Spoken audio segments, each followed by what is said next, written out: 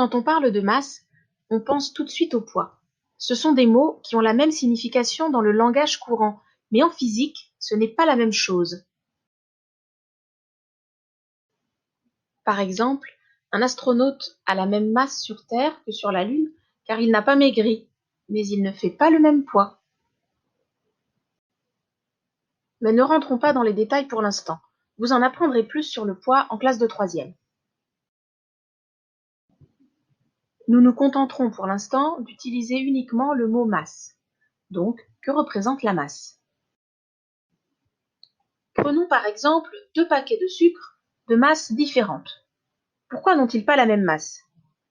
C'est que l'un des paquets contient plus de sucre que l'autre. La masse correspond donc à la quantité de matière. Prenons à présent un paquet de pâtes et un paquet de farine. Possèdent-ils la même masse?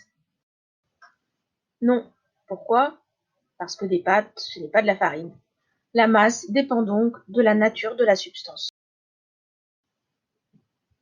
La masse est la grandeur qui mesure la quantité de matière d'une substance donnée.